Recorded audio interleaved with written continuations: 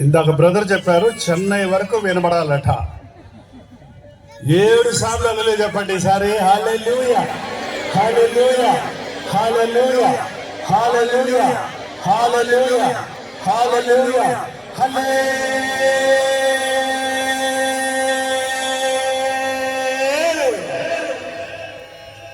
హల్లెలూయా. దేవునికి స్తోత్రం. ఒక పండగగా మనం ఆచరిస్తున్నాం, కానీ ఇందులో ఉన్న గొప్ప మర్మం, దేవునితో కూడా కూర్చుండు భాగ్యాన్ని విడిచిపెట్టి దాసుని స్వరూపము ధరించి శిలువ మరణం పొందినంతగా తను తాను తగ్గించుకొని ఆది నుండి ఉన్న దేవుడు రక్తమాంసములలో పాలుభాగస్తుడై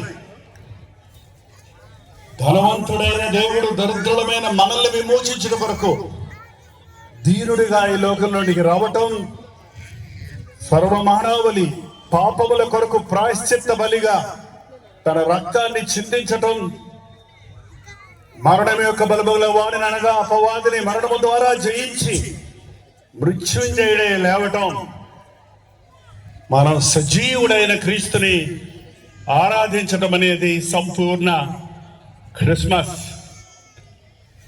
క్రీస్తు జననం కట్టుకథ కాదు, ఇది చరిత్ర, ఇది సత్యం, ఇది నిజం. యేసుక్రీస్తు ఇప్పుడు వచ్చిన దేవుడు కాదు, ఆది నుండి ఉన్నవాడు. ఆది అందు వాక్యముండను, వాక్యము దేవుని యొద్దను, వాక్యము దేవుడై ఉండను.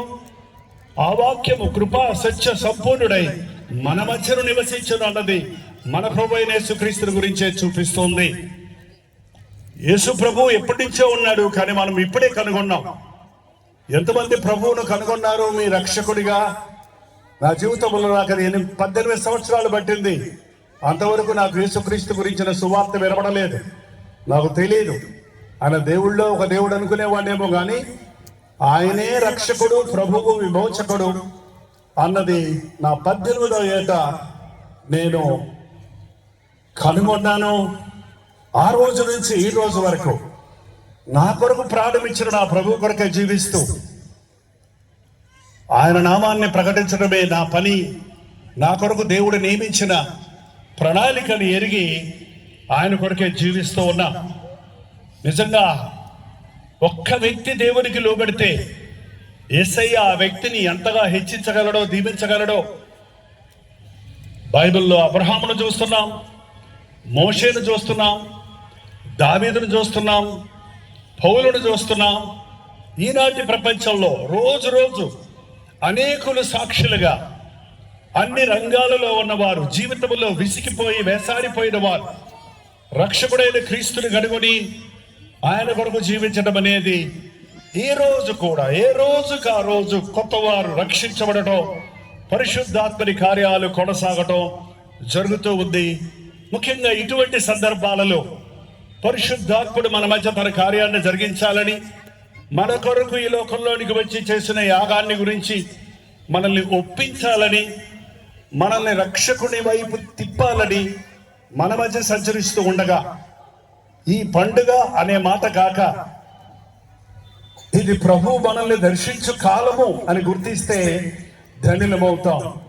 లూకా సువార్త 2వ అధ్యాయంలోకి వెళ్తే మొట్టమొదటిగా యేసుక్రీస్తు పుట్టిన సువార్త, యేసుక్రీస్తు పుట్టిన జనన వార్త ఆనాటి న్యూస్ ఛానల్స్లకు వెళ్ళలేదు, ఆనాటి రాజులకు తెలియదు. కానీ ఆ మాటను సాధారణమైన గొర్రెల కాపరులకు ఆకాశవాణి అంటే పరలోకములో నుండి వచ్చిన దూతల సమూహము వారికి తెలియజేసడం. ఒకసారి 2వ అధ్యాయంలో, మనకి సమయం ఇప్పటికే చాలా గతించింది కనుక కొన్ని ముఖ్యమైన భాగాలు చదివి ముందుకు వెళ్ళిపోదాం. 2వ అధ్యాయం 9వ వచనం. ప్రభువు దూత వారి వద్దకు వచ్చెను, ప్రభు మహిమ వారి చుట్టూ ప్రకాశించినందున వారు మిక్కిలి భయపడిరి. అయితే ఆ దూత భయపడకుడి, ఇదిగో ప్రజలందరికీ కలుగబోవు మహా సంతోషకరమైన సువర్తమానమును నేను మీకు తెలియజేయుచున్నాను. ప్రజలందరికీ కలుగబోవు మహా సంతోషకరమైన సువర్తమానమును కాపరులారా నేను మీకు తెలియజేయుచున్నాను. అలాంటి కాపర్లను మనం పిల్లలకి పంచలు కట్టి కర్రలు ఇచ్చి డాన్స్ చేయమంటాం ఈ రోజుల్లో. అంత సామాన్యమైన కాపరులు కాదు వారు. అసలు కాపరులుగా ఉన్నది ఆనాటి యూదా హెబ్రీ జనాంగం. దావీదు మంచి కాపరి, మోషే ఒక కాపరిగా తను సిద్ధపడ్డాడు. కాపరి మన మంచి కాపరి అయిన యేసు ప్రభువును జ్ఞాపకం చేయటం అనేది చూస్తున్నాం. యేసు ప్రభు జనన సమయానికి ఇశ్రాయేలు జనాంగం అంతా చెదిరిపోయారు. చెట్టుకోకడు పుట్టుకోకడు చెదిరిపోయారు. దెర్ ఇస్ నో నేషన్ లేదు, అప్పుడు ఒక రాజ్యం లేదు, రాజ్యాంగం లేదు. అన్ని జనుల మధ్య బానిసలైపోయారు. వారి సొంత వాగ్దాన భూమిలో వారు బానిసలుగా బతుకుతూ ఆ రోమన్ ప్రభుత్వానికి పన్నులు కట్టలేక, ఆ హేరోదు అఘాయిత్యాలను భరించలేక, మా రక్షకుడు వస్తాడు, మెస్సయ్య వస్తాడు, మాకు విమోచన దొరుకుతుందని ఎదురు చూస్తున్నటువంటి వ్యక్తులలో ఆనాటి కాపరులు ఒకరు. వారు ఎంతో వాక్యాన్ని ఎరిగిన వారు, ప్రభు కొరకు ఎదురు చూస్తున్న వారు. ఆయన్ని వెతుకు వారిని వారు ఆయన్ని కనుగొంటారు. వారు వెతుకుచున్నారు కనుక వారికి మొదటగా ఈ సువార్త వినిపించబడింది. అది అందరికీ తెలియజేయబడాలని చెప్పబడింది. ప్రజలందరికీ కలుగుము. ఒక క్రైస్తవులకే కాదు, ఒక భారతీయులకే కాదు, ఒక జనాంగానికే కాదు, ప్రజలందరి కొరకు యేసు ప్రభు ఈ లోకానికి వచ్చాడు. అందుకే యేసు క్రీస్తు అందరికీ ప్రభు అని బైబిల్ సెలవిస్తూ ఉంది. అందరినీ విమోచించాలని, ప్రతి ఒక్కరిని రక్షించాలని ఆయన రక్షకుడిగా వచ్చాడు. దావీదు పట్టణమందు నేడు మీ కొరకు రక్షకుడు పుట్టి ఉన్నాడు. నేడు మీ కొరకు రక్షకుడు పుట్టి ఉన్నాడు. క్రిస్మస్ 25వ తారీఖు కదండి, ఇప్పుడు చేస్తారేంటంటారు కొందరు. అసలు క్రిస్మసే లేదు పొండి అంటారు మరికొందరు. క్రిస్మస్ లేదేమో, క్రిస్మస్ అనే మాట బైబిల్లో లేదేమో, కానీ యేసుక్రీస్తు ఉన్నవాడను అన్నవాడు, ఆయన జననం సత్యం. ఎవ్రీ డే, ప్రతిరోజు మనకు చెప్పబడుతున్న సందేశం, నేడు రక్షకుడు నీ కొరకు ఉన్నాడు. ఈ రోజు నిన్ను రక్షించే ప్రభు ఉన్నాడు. ఈ రోజు నిన్ను విమోచించే ప్రభు ఉన్నాడు. నీ కొరకు ఈ లోకానికి వచ్చాడు. యేసుక్రీస్తు ఎందుకొరకు ఈ లోకంలోనికి వచ్చాడు? ఎందరో పుడుతున్నారు, చేస్తున్నారు, కానీ ప్రభు ఒక ఉద్దేశంతో ఈ లోకంలో జన్మించాడు. అపవాది క్రియలను లయపరచడానికి మనుష్య కుమారుడు ప్రత్యక్షమాయను అని దేవుడి వాక్యం సెలవిస్తూ ఉంది. సాతాను క్రియలను లయపరచడానికి, నాశనం చేయడానికి, సాతాను బంధకబడంలో ఉన్న మానవులను విడిపించడానికి మన ప్రభువు మనవలే లోకంలోనికి వచ్చి సాతానుతో పోరాడి జయించి వారిని ఓడించి పాతాళపు తాళపు చేతులు తన కైవసం చేసుకుని నా యందు విశ్వాసం ఉంచేవారు మరణించినను తిరిగి లేచినన్న మాటను చెప్పిన వాడిగా ఉన్నాడు. ఇంతవరకు లోకంలో యేసు ప్రభు మాటలు చెప్పేవారు ఉన్నారేమో కానీ, నేనే మార్గమును జీవమును సత్యమునై ఉన్నాను, నా ద్వారా ఎవరు తండ్రి వద్దకు చేరలేరు అని చెప్పగలిగిన వారు, చెప్పి చేయగలిగిన వారు ఎవరు లేరు. యేసే రక్షకుడని, ఆయనే ప్రభువని, ఆయనే దేవుడని, ఆయనే మనకు పరలోక రాజ్య వారసత్వాన్ని ఇవ్వగలడని విశ్వసించినప్పుడు మనం ధన్యులం. అదే నిజమైన రక్షణ. నేడు రక్షకుడు నీ కొరకు పుట్టి ఉన్నాడు. మనుషులకు డబ్బే అవసరమై ఉంటే దేవుడు ఒక కుబేరుడిగా ఈ లోకంలో పుట్టి డబ్బును పంచి మనుషుల అవసరతలు తీర్చుండేవాడు. మనుషులకు స్వస్థతే అవసరమై ఉంటే పరమ వైద్యుడిగా ప్రభు ఈ లోకంలో ఒక వైద్యుడిగా వచ్చి ప్రతి రోగాన్ని స్వస్థపరచుండేవాడు. కానీ మనుషుడికి అవసరమైనది రక్షణ, విమోచన, విడుదల, మార్పు, హృదయ స్పందన. అది చేయగలిగిన వారు ఈ లోకంలో ఎవడూ లేడు. నీ జబ్బులు మార్చడానికి డాక్టర్ వైద్యం చేస్తాడేమో కానీ నీ గుణం మార్చగలిగిన వైద్యాలు ఏమీ లేవే. నీ నోటిలో నుండి బూతులు రాకుండా నీ కొరకు టాబ్లెట్స్, ఇంజక్షన్లు ఎవరు ఇవ్వలేరే. నీలో చెడుగు ఉత్పత్తి అవుతున్న చెడుగును నీలో నుండి తీసివేసి నిన్ను పరిశుద్ధంగా చేయగలిగిన ప్రవక్తలు ఎవరు లేరే, మనుషులు ఎవరు లేరే, అది క్రీస్తుకు మాత్రమే సాధ్యం. పాపులను పరిశుద్ధులుగా మార్చగలిగిన వాడు, నిష్ప్రయోజకులను ప్రయోజకులుగా చేయగలిగిన వాడు, మన కొరకు ప్రాణం ఇచ్చిన, మనల్ని సృష్టించిన సృష్టికర్తగా ఉన్న మన ప్రభు అయిన యేసుక్రీస్తే. హల్లెలూయా చెప్తారా? అంత చెప్తే కానీ చప్పట్లు కొట్టలేండి. నీ దేవుని గురించి చెప్తున్నావు, నీ హృదయంలో సంతోషం పొగొద్దా? ఆయన ఎవరండి ఎవరండి? మళ్ళీ ఒకసారి చెప్పండి. ఆయన దేవుడు అనకండి, దేవుళ్ళు ఒకడనకండి. ఆయన అది చేశాడు, నాకు మేలు ఇది చేశాడు, నాకు ఆ ఉద్యోగం దొరికింది, నాకు డబ్బులు వచ్చాయి, నాకు స్వస్థత కలిగింది, ఈ సాక్ష్యాలే చెప్పే జనాంగం ఇవాళ ఎక్కువయ్యారే. కానీ నేను యేసుక్రీస్తు రక్తములో కడగబడ్డాను, నేను నూతన సృష్టిగా మార్చబడ్డాను, నా పాప స్వభావం నుండి నేను విడిపించబడ్డాను, నేను పరిశుద్ధుడిగా దేవునికి ఇష్టడిగా బ్రతకగలుగుతున్నానని ఎంతమంది క్రైస్తవులు అనబడిన వారు చెప్పగలరు? అలా చెప్పలేని వారు, రక్షణ లేని వారే. రక్షకుడిగా వచ్చాడు ఆయన. ఒక అబ్బాయికి ఈత రాదంట, నీళ్ళల్లో పడిపోయాడంట. మునిగిపోతూ రక్షించండి రక్షించండి, మునిగిపోతున్నాడు రక్షించండి అని గట్టిగా కేకలేస్తున్నాడట. అప్పుడు ఒక అతను వచ్చాడు అక్కడికి. ఏమయ్యా, నేను ఈత మాస్టర్ని నీకు తెలుసా? నేను ఈత మాస్టర్ని నీకు తెలుసా? మళ్ళీ అడుగుతున్నావు. సరే, నెంబర్ 1 చెయ్యి చాపు, నెంబర్ 2 కాలు చాపు, నెంబర్ 3 ముక్కు పూసుకో, నెంబర్ 4 ఈదు అన్నాడంట. అయ్యా సార్, చచ్చిపోతున్నారంటుంటే, ఈత రాలంటుంటే కాలు చెయ్యని చాపేది సార్, గిలగల కొట్టుకుంటున్నాను సార్, చచ్చిపోతున్నాను సార్, రక్షించండి సార్. అరే, నీకు ఫీజు తీసుకోకుండా నేను క్లాస్ తీసుకుంటే కొంచెం నేర్చుకోవడంలో చేస్తే చావరాన్ని పోయాడంట. ఆ తర్వాత ఒక ముసలమ్మ గారు వచ్చిందంటే, అయ్యో బాబు, నీ చావు నేను ఎలా చూసేదరా, అయ్యయ్యో పాపం, రక్షించండు రక్షించోడు ఆడుతున్నావు, నేనే కాళ్ళు చేతులు పడుకుతాను, నిన్నట్ట రక్షించేదరా నాయనే, నీ చావు నేను చూడలేదని కలుపుసుకొని పోయిందట. జాలిపడి మరొక ఆయన వచ్చాడట. ఏం చేస్తాం మరి, నీ కర్మ, నీకు జలగండం ఉంది, నువ్వు ఇలా చావాలని తల మీద రాసి పెట్టారు, చావరా అని పోయాడట. ఏంటండి, చెప్పేవాడొకడు, జాలిపడేవాడొకడు, వేదాంతం చెప్పేవాళ్ళు ఒకళ్ళు. ఏంటండి, రక్షించడు రక్షించడు అరుస్తుంటే ఒక ఆయన పరిగెత్తుకుని వచ్చి అమాంతంగా నీళ్ళలో దూకి అతన్ని వాటేసుకొని ఒడ్డుకు చేర్చి అతన్ని పరామర్శించి అతనికి సేద తీర్చి అతన్ని బతికించాడు. ఆయనే మన ప్రభు అయిన యేసు. పాపంలో నుండి ఎలా బయటపడాలంటే అక్కడికి పోండి, ఇక్కడ పోండి, అది చేయండి ఇది చేయండి అని చెప్పేవాళ్ళు ఉన్నారు. లేకపోతే నీ తలరాత, నీ కర్మ, నీ పని ఇంతే అని చెప్పు ఊరుకునే వాళ్ళు ఉన్నారు. అయ్యయ్యో పాపమని జాలిపడే వాళ్ళు ఉన్నారు. కానీ మన అరుపులు విని మనల్ని విమోచించేవాడు, మన మొరలు ఆలకించేవాడు, మన ప్రార్థన వినేవాడు మన ప్రభువు యేసుక్రీస్తు.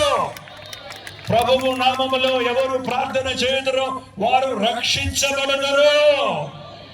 యేసు నామములో ప్రార్థిస్తే ప్రతి అవసరత తీర్చబడుతుంది. అడగండి, మీ సంతోషము సంపూర్ణమవునట్లుగా నా నామంలో మీరు ఏది అడిగినా ఇస్తారన్న యేసయ్య. ఒక అనారోగ్యం నుండే కాదు, ఒక సమస్య నుండే కాదు, ఒక చిక్కు నుండే కాదు, ఒక బాధ నుండే కాదు, ఒక ఉచ్చు నుండే కాదు, ఒక వేదన నుండే కాదు, నీకున్న ఏ బాధ, వేదన, సమస్య, కష్టం, కన్నీరైనప్పటికీ ప్రతి విషయంలో నీకు సహాయం చేయగలిగిన వాడు మన కొరకు ప్రాణమిచ్చిన ప్రభు.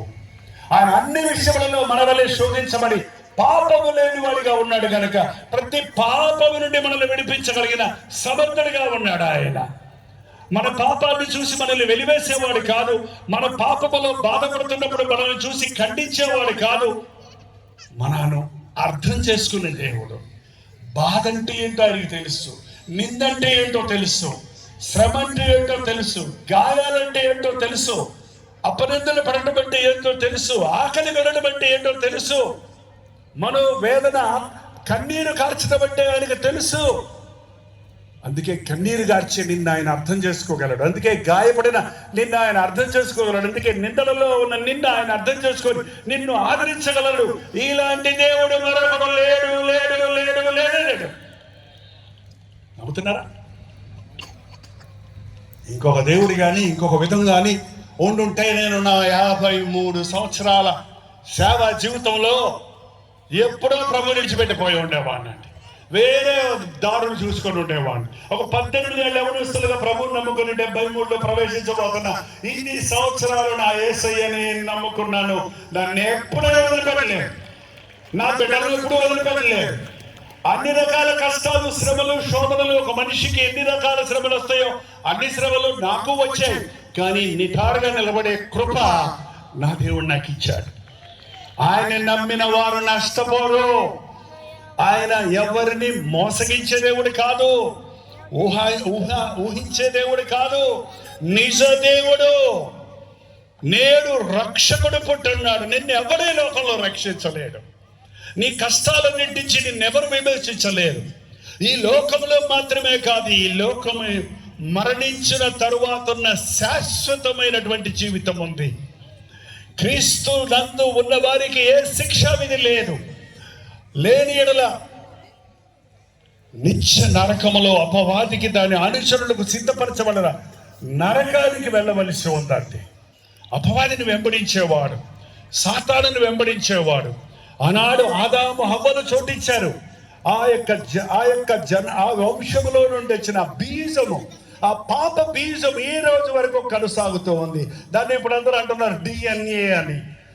ఆదాములో ఉన్న DNA ఈరోజు ప్రతి మానవుల్లో ఉంది. వద్దనుకున్న పాపం చేసే బుద్ధి, దేవుని మీద తిరగబడే బుద్ధి, శరీర కార్యాలకు, శరీర క్రియలకు చోటిచ్చే మనస్సు, అది నీ రక్తంలో, నీ స్వభావంలోనే ఉంది. కానీ యేసుక్రీస్తులో ఏ పాపము లేదు. అన్న కన్య మరియ గర్భమున ఉద్భవించాడు. కన్య అంటే పెళ్లి కాకుండా చాలా మంది బిడ్డలు కంటారేమో, కానీ పురుషుని ముట్టని, పురుషుని ఎరుగని కన్య మరియ గర్భమున పవిత్రుడిగా ప్రభు మన కొరకు జన్మించి మన పాపాలకు ప్రాయశ్చిత్తం చేయగలట్లుగా నిర్దోషము, నిష్కలంకమైన గొర్రె పిల్ల కంటే శ్రేష్టమైన రక్తాన్ని చిందించి పాపానికి అమ్ముడుపోయిన, సాతానికి లొంగిపోయిన మనల్ని అపవాది కట్టుల నుంచి వెల చెల్లించి తన రక్తాన్ని చిందించి మనల్ని విడిపించాడు. అందుకని ఎవరైనా నువ్వు క్రీస్తు యేసునందున్న ఎడల వాడు నూతన సృష్టి, పాతవి గతించను, ఇదిగో సమస్తము కొత్తవాయెను. నేడు రక్షకుడు మీ కొరకు పుట్టి ఉన్నాడు. ఇంకొక మాట చెప్పుకోగిస్తాను, ఈయన ప్రభు అయిన క్రీస్తు. ఇంకో మాట చూడండి 14 వచనంలో, 13-14 వచనం. వెంటనే పరలోక సైన్య సమూహము ఆ దూతతో కూడా నుండి సర్వోన్నతమైన స్థలములలో దేవునికి మహిమయు ఆయన కిష్టులైన మనుషులకు భూమి మీద సమాధానము కలుగును గాకని దేవునికి స్తోత్రము చేయుచుండిరి. యేసుక్రీస్తు జననము పరలోకంలో దూతలందరూ చేరి ఒక పాట పాడుతున్నారు. అందుకే క్వైర్ ఉంటుంది క్రిస్మస్ సందర్భంగా, పాటలు పాడుతూ ఏంటంటే దేవుడిని స్తుతిస్తూ ఏమని పాడుతున్నారు? సర్వోన్నతమైన స్థలములలో దేవునికి మహిమ. ఈరోజు ఏలూరు పట్టణంలో జరుగుతున్న ఈ ఆరాధనను చూసి, క్రిస్మస్ ఆరాధనను చూసి మరి ఎంతమంది టీవీలో చూస్తున్నారో, మన బ్రదర్ టీవీ పేరేంటండి, బ్లెస్సింగ్ ఛానల్లో చూస్తున్నారో, మరి ఎంతమంది లైవ్ లో చూస్తున్నారో, ఎంతమంది మీటింగ్స్ లో ఆనందిస్తున్నారో, కానీ మన అందరికంటే పరలోకములో దూతల ఎదుట భూ సంతోషంగా ఉందట. పరలోకంలో దూతల ఎదుట ఎవరున్నారు? మన ప్రభు అయిన యేసుక్రీస్తు సింహాసనాసీనుడై ఉన్నాడు. ఆయన ఆనందిస్తున్నాడు. నేను చిందించిన రక్తం వలన విమోచించిన జనమా వీరు, నా ప్రేమను జ్ఞాపకం చేసుకోవడానికి సమకూడిన ప్రజలా వీరు, నేను ఎన్నుకున్న, నేను ప్రేమించిన, నేను దీవించిన జనమా వీరు, నన్ను రక్షకుడిగా అంగీకరించిన జనమా వీరని పరలోకంలో మారు మనసు అక్కరలేని 99 మంది కంటే మారు మనసు పొందుతున్న ఒక్కని విషయమై పరలోకములో దూతలు ఎదుట సంతోషము కలుగును. అంటే అర్థం ఏంటనుకున్నారు? ఆయన చిందించిన రక్తములో కడగబడిన ఒక పాపి విషయమై యేసు ప్రభువు సంతోషిస్తాడు. ఆయనకిష్టులైన వారికి భూమి మీద, అందరికీ కాదంట, అందరికీ కాదు, ఆయన పుట్టింది అందరి కొరకు, కానీ అందరికీ ఆటోమేటిక్గా రక్షకుడు అవ్వడు ఆయన. అందరినీ విమోచించాలని, అందరినీ స్వస్థపరచాలని, అందరినీ క్షమించాలని, అందరినీ దీవించాలని ఆయన ఈ లోకంలోనికి వచ్చాడు. కానీ కొందరే దీవించబడుతున్నారు, కానీ కొందరే ఆశీర్వదించబడుతున్నారు, కొందరే ఆయన నామములో ఉన్న ఆ గొప్ప ఆనందాన్ని పొందుకుంటున్నారు, కొందరే ఆయన ఇచ్చే సమాధానాన్ని పొందుకుంటున్నారు. ఎందుకు? ఇదిగో నేను తలుపు యొద్ద నిలబడి తట్టుచున్నాను, ఎవడైనా తలుపు తీసినాడలా నేను లోపలికి వస్తాను. తలుపు తీయకపోతే బద్దలు కొట్టుకొని వస్తానన్నాడా? రాడు. నువ్వు వద్దంటే యేసుప్రభు నీ దగ్గరకు రాడండి. అది మన దేశంలో బలవంతమైన మత మార్పిడి అనే మాట మాటికి వినపడుతుంది. అసలు ఎక్కడొంది చర్చిందో తెలియదు. యేసుప్రభు ఎవరిని బలవంతంగా మార్చలేదు, మార్చమని ఎవరికి చెప్పలేదు, ఎవరు మార్చడం లేదు కూడా. ఒకవేళ ఎవరంటే మార్చుంటే అది వాళ్ళు దేవుని మాట విన్న వాళ్ళు కానే కాదు. ఏంటంటే ఇదిగో వెలుగు, ఇదిగో చీకటి, ఇదిగో జీవం, ఇదిగో మరణం, ఏది కావాలో కోరుకో. ఇరుకు మార్గం కావాలా, విశాల మార్గం కావాలా, కోరుకోండి అని ప్రభువు మనకు స్వేచ్ఛనిచ్చాడు. ఎందుకు దేవుడు ఆ స్వేచ్ఛను తీసివేయలేదంటే దేవుడు తన ఆకారంలో తన స్వరూపంలో మనల్ని చేసుకున్నాడు. కాబట్టి ప్రతి మానవుడికి స్వేచ్ఛ ఉంది. నీ స్వేచ్ఛని దేవుడు తీసేస్తే నువ్వు బొమ్మ అవుతావు, కానీ మనిషి అవ్వో. దేవుడు మమ్మల్ని బొమ్మలుగా చేయలే, తనలాగా చేసుకున్నాడు. దుబాయ్ ఎయిర్పోర్ట్లో ఒక రోజు నేను కూర్చొని యేసుప్రభు గురించి చెప్తుంటే పక్కన అన్నాడు, అయ్యేముందండి ఇదంతా నాటక రంగం, ఆ నాటక సూత్రధారుడు మనం ఆడించినట్టు తోలు బొమ్మల్లా మనం ఆడుతున్నాం అన్నాడు. ఏంటంటే చాలామంది అలాగే అనుకుంటారు, దేవుడు ఆడిస్తున్నాడా మనల్ని, మనం ఆడుతున్నామా? ఏంటో మాట్లాడతలేదు ఎవరు. అంతా దేవుని దయ, ఆయన ఇస్తే కదా సారాయి తాగనందండి అంటే ఒకడ. అంతా దేవుడు దయనండి, దేవుడు నన్ను ప్రేమించి డబ్బులు ఇస్తే కదండి తాగుతున్నాను, డబ్బులు ఇవ్వకపోతే నేను ఎక్కడ తాగుతానండి, అంతా దేవుని కృప అంటున్నాడు.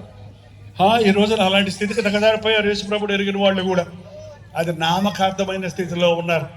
దేవుని చిత్తం ఏదో తెలుసుకోండి. మీ శరీరాన్ని పరిశుద్ధంగా కాపాడుకోవాలి, మీ హృదయ శుద్ధిని ప్రేమించాలి. ప్రపంచంలో ఎన్ని మతాలు, ఎన్ని పద్ధతులు ఉన్నప్పటికీ హృదయ శుద్ధిని గురించి మాట్లాడేది మన ప్రభు అయిన యేసుక్రీస్తు ఒక్కడే.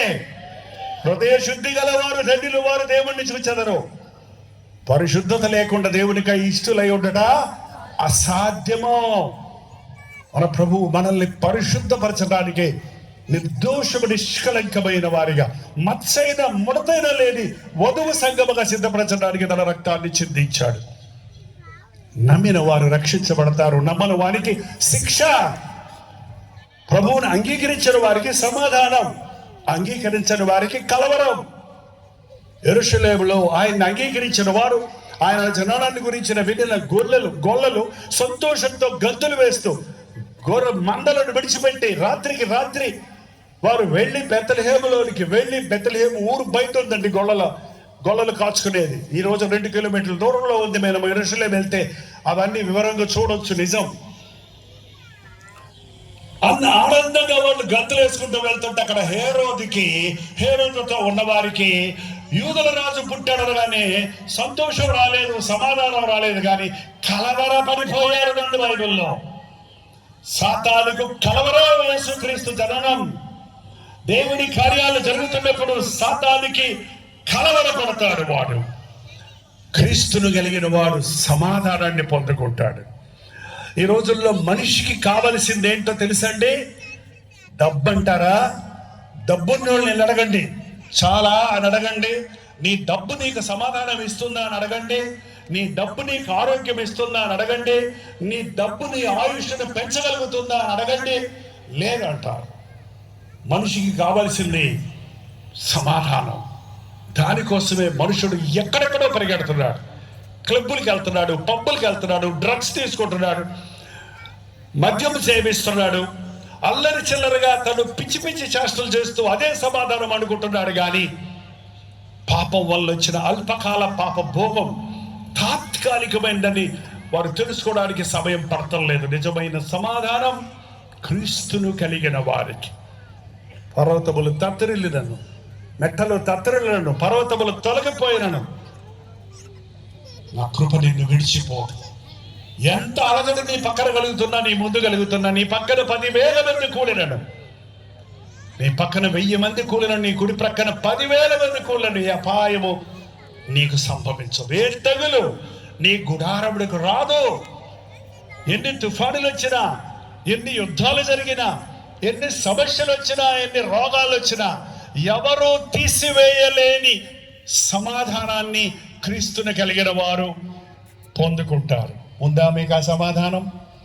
ఎవరన్నా ఒక మాట అంటే కలవరపోతున్నారు, ఒక చిన్న నెగిటివ్గా మీరు ఊహించని పరిస్థితి ఏర్పడితే దిగులు పడిపోతున్నారు, డిప్రెషన్లోకి వెళ్ళిపోతున్నారు. ఈ రోజుల్లో సగటు మనుష్యుడిని ఏలుతున్నటువంటి రోగం కరోనా వైరస్ అయిపోయింది, ఒక సీజన్ వెళ్ళిపోయిందండి. కానీ డిప్రెషన్, కృంగుదల అనేది ప్రపంచవ్యాప్తంగా రోజు రోజుకి ఎక్కువైపోతుంది. ధనవంతులకి, పేదలకి, సామాన్యులకి, ప్రతి మానవుడు కూడా కృంగుదలకు లోనైపోయి ఆ కృంగుదలలో ఏమీ చేయలేని చేతగాని వాడైపోతున్నాడు. అలాంటి వారికి కావాల్సింది సమాధానం. యేసు ప్రభు నిన్ను ఆదరించేవాడు, కృంగిన వారిని లేవనెత్తేవాడు, నీ కన్నీటిని తుడిచేవాడు, నిన్ను గుండెకు హత్తుకునేవాడు, నిన్ను కౌగలించుకునేవాడు, ఎత్తుకునేవాడు, నిన్ను విడువను ఎడబాయనన్నవాడు. యేసయ్య కావాలా, లేక లోకం ఇచ్చే తాత్కాలికమైన సంతోష సమాధానాలు కావాలా? ఎవరు తీసివేయలేని సమాధానం. ఎవరి మనస్సు నీ మీద ఆడుకొనునో వారిని నీవు పూర్ణ శాంతి గలవానిగా కాపాడును. నా శాంతి మీకు ఇచ్చి వెళుతున్నాను, లోకం ఇచ్చినట్లు కాదు, నా శాంతిని మీకు ఇచ్చి వెళుతున్నాను. మీ హృదయములను కలవరపడనీయకుడి అని ప్రభు చెప్పాడు. యేసు ప్రభు ప్రేమ కలిగిన దేవుడు, దయగలిగిన ప్రభు, జాలిగలిగిన యేసయ్య, విడిపించగలిగిన వాడు, రక్షించగలిగిన వాడు, అన్ని విధాల మనల్ని ఆదుకోగలిగిన వాడు, మనల్ని ఈ లోకంలో కాపాడి నడిపించగలిగిన వాడు. ఈ లోకం విడిచినప్పుడు ఆయన రాజ్య వారసులుగా చేసుకొని యుగ యుగములు, తరతరములు ఆయనతో ఉండే భాగ్యాన్ని మనం కలుగజేసేవాడు. యేసు క్రీస్తు నాకు కావాలి అన్నవారు బిగ్గరగా హల్లెలూయా చెప్పండి. కావాలంటున్నారా, లేకపోతే నాలో ఉన్నాడు అంటున్నారా? నేడు రక్షకుడు నీ కొరకు పుట్టి ఉన్నాడు. ఎక్కడ?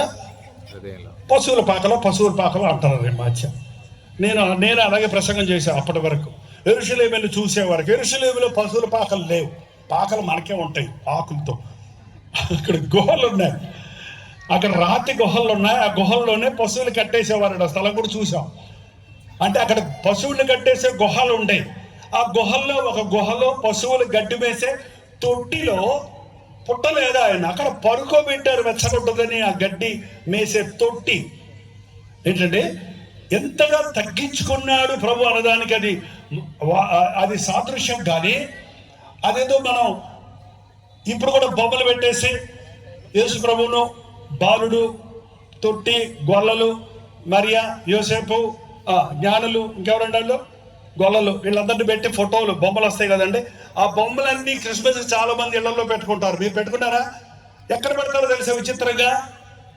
క్యారల్ రౌండ్స్ కోసం మేము ఇంటింటికి వెళ్తుంటే ఇంటి ముందు పెట్టుకుంటారు, బయట లోపల పెట్టుకోరు. అప్పుడు సత్రంలో స్థలం లేదు, ఇప్పుడు యేసయ్యకు మా ఇంటిలో స్థలం లేదు. ఎక్కడ పడుతుంది ఆ యేసయ్యని? యేసయ్య మా ఇంట్లో ఉన్నాడని తీసుకెళ్ళింది ఒక లంబాడి ఆమె. యేసుప్రభు నమ్ముకో అంటే ఆయన తెలుసయ్యా నాకు, మా ఇంట్లోనే ఉన్నాడు, రమ్మంది చూపిస్తానంది. చెయ్యి పట్టుకొని తీసుకెళ్ళింది. గుండ్రంగా ఉంది వాళ్ళ హట్, ఎక్కడ సంథింగ్ మంచిర్యాల దగ్గర ఎక్కడో. లోపలికి వెళ్తే అక్కడ ఒక స్తంభానికి యేసుప్రభు ఫోటో కట్టేసి ఉంది. ఇక్కడ ఉన్నాడు నా యేసయ్య ఉంది. ఫోటోలో నా ఉన్నాడు ఆయన. ఫోటోల్లో ఉంటాం కాదండి, గుండెల్లో ఉండే దేవుడు. నా కుమారుడా, నీ హృదయం నాకు ఇమ్మన్నాడు. నీ ఇల్లు ఇమ్మనలేదే, నీ ఇల్లు ఇమ్మనలేదు, నీ గది ఇమ్మనలేదే.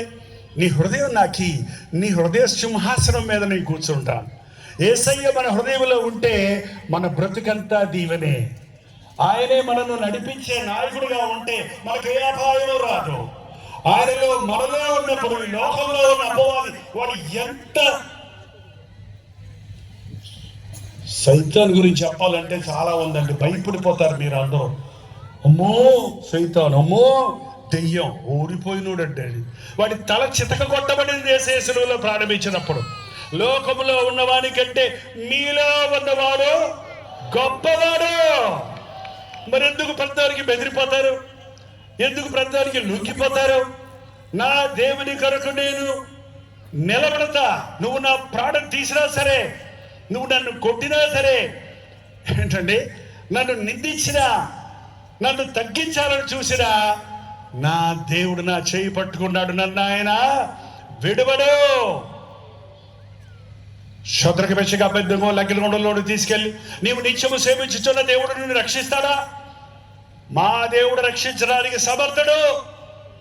ఒకవేళ రక్షించకపోయినా సరే నువ్వు పెట్టిన బొమ్మకు మొక్కం. మేము కావాలంటే అగ్నిలో బగబగ మాడి చావన్నా చేస్తాం. అదంటే విశ్వాసం. చచ్చారా వాళ్ళు? చచ్చారా వాళ్ళు? చాలా. అగ్నిగుండంలో కూడా ప్రభు వారికి తోడుండి 4వ వ్యక్తిగా వారితో ఆనందించారు వారు. ఈరోజు అగ్ని వంటి శ్రమలలో నుండి నువ్వు వెళ్తున్నప్పుడు దిగులు పడకు, నీతో ప్రభు ఉన్నాడు. ఏ గాయము నీకు తగలకుండా, కాలిన వాసన కూడా లేకుండా వాళ్ళని కాపాడాడు. అపవాదికి చూసి భయపడకు, వాడు ఓడిపోయిన శత్రువు. వాడి తలెప్పుడో చితికిపోయింది. వాడు తోకాలిస్తున్నాడు. ఇప్పుడు అంతే, చచ్చిన పావు తోకాలిస్తుంది. అగ్నిపోతారు కొంతమంది. కోడలు లేవు, దానికి ఏం చేస్తుంది? కుట్టలేదు అగ్ని. అపవాది నీకే హాని చేయలేడు. ప్రభువును నమ్మండి, దేవునికి సమీపంగా ఉండండి, అపవాదిని ఎదిరించండి. అప్పుడు వాడి మీ యొద్దనండి పారిపోవడు. యేసయ్య నామములో జయము, యేసుక్రీస్తు రక్తములో విడుదల. నా రక్షకుడు నా ప్రభు అయిన యేసుక్రీస్తే అని చెప్పలేని వాడు క్రైస్తవుడని చెప్పుకోవడం సిగ్గుచేయటం. క్రీస్తును కలిగిన వాడు క్రైస్తవుడు. క్రీస్తును బోలే జీవించిన అంతియోకయాల శిష్యులను చుట్టూ వాళ్ళు చూసి వీళ్ళు క్రీస్తులాగా బ్రతుకుతున్నారని క్రైస్తవులని పేరు పెట్టారు. అంతేగాని క్రైస్తవులు అనేది ఒక మతం కాదు, జాతి కాదు. యేసు ప్రభు మతాన్ని స్థాపించడానికి లోకంలోనికి రాలేదు. ఆయన మన జీవన శైలిని మార్చాలని, మనల్ని ఒక లైఫ్ స్టైల్ మార్చాలని, ఒక దేవుడు ఆశించిన మానవుడు ఎలాగ శుద్ధ హృదయుడై, యథార్థపరుడై, నమ్మకస్తుడై, పరిశుద్ధుడై జీవిస్తాడో అన్నది బోధించి ఆ జీవించడానికి పరిశుద్ధాత్మను మనకు అనుగ్రహించి శక్తినిచ్చాడు కనుక ఈరోజు నీకు నాకు క్రీస్తు వలె ఉండటం సాధ్యం. నన్ను బలపరచువాని అందు నేను సమస్తము చేయగలను. ఈరోజు ఎవరైనా సరే ఇక్కడ ఉన్నవారు మేము క్రైస్తవులు అని చెబుతూ మీకు రక్షణ అనుభవం లేకపోతే, యేసుక్రీస్తు నా పాపాలు క్షమించాడు, నేను ఇప్పుడు చనిపోతే పరలోకంలో ఉంటా, ప్రభు వస్తే ఆయన రాజ్యంలో చేరతా అనే నమ్మకం లేకపోతే, నిజంగా ఈ క్రిస్మస్ ఆనందం నీ జీవితంలో నెరవేరాలంటే ఈ రోజు రక్షకుడిని నీ సొంత రక్షకుడిగా, నీ ప్రభువుగా నీవు అంగీకరించాలి. క్రైస్తవ కుటుంబంలో పుట్టినంత మాత్రం నువ్వు క్రైస్తవుడు కాదండి. దేవునికి కుమారులు